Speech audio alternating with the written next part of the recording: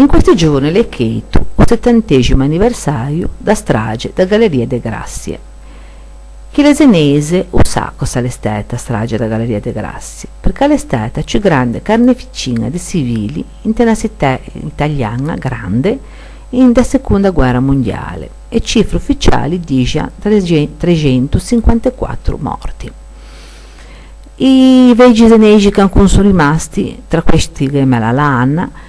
quando parlano da disgrazia da Galleria de Grazie, io oggi che si rimpano ancora di terrore per quello che hanno visto, che hanno sentito tra quella notte e quella mattina quando hanno cominciato a fare i corpi di morti. In nell'ambito della cosiddetta offensiva aerea d'autunno del 42, il comando alleato pianificò una serie di pesanti bombardamenti da fare in tre città, Torino, Milano e Zena. La prima è stata attaccata all'estate a Zena, in notte tra il 22 e il 23 ottobre, con in centinaia di aerei che hanno cacciato in supporto in città 180 tunnellè di bombe e in più anche spessini incendiari che erano tremendi perché come toccavano per terra pigiava fuoco tutto. E forse per prima volta le era proprio stata una notte terribile, che la gente aveva avuto tanta buia, tanto terrore, e la mattina quando è sortito fuori la città era semidistrutta. A notte dopo, a notte dal 23 al 24 di ottobre, le arriva una trondà e tornano in centinaia di aerei che hanno cominciato a sganciare 180 tunnellè di ordigni e altri spessoni incendiari. Però quella notte lì, cosa è successo, cosa non è successo? L'allarme non la suonò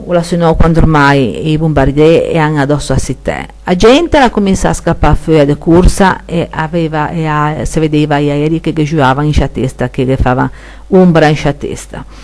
E il panico è grandissimo, la fanno anche. E una delle gallerie più importanti per il centro della città è quella de Grazie, perché ha tanti ingressi, si può entrare per il porto, si può entrare da un grattacielo, ma una delle entrate più importanti è quella che è proprio sotto da Porta Supranga, dai torri di Porta Supranga, ma è anche una delle più pericolose perché è una scaletta ripidissima con 155 scan e la gente è anche una che appoggiava più gente di tutti, perché lì che veniva la gente da Coglia, che stava in Priun, che stava in Ravecca, e quella sera lì hanno cominciato a andare sulla ruta del collo e come la netta perché i primi si seggiano in ciampè e gli altri che si sono ammugiati tutti addosso finché poi le scalette si sono riempite tutte e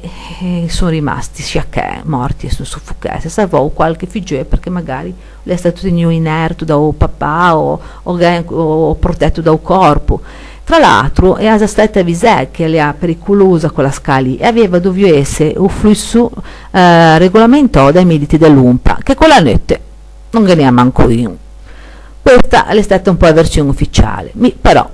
ho sempre sentito raccontare da chi la vicina che quella notte lì la gente si ammassava perché i cancelli di quell'entrata lì non erano stati aperti. Tant'è vero che poi i primi soccorsi sono venuti dall'interno della galleria, da quelli che erano in tre dagli altri ingressi e che erano posizionati in rifugio antiaereo. Invece lì, avendo naturalmente i cancelli serrati, è successo tutto quello che è successo. Ma la Lana si ricorda bene perché l'indomani mattina mia nonna alla neve cercava alla terra per vedere se peccaggio che fosse rimasta e per non lasciare sola in casa che aveva piena di bombardamenti sta figlia se la portava a prova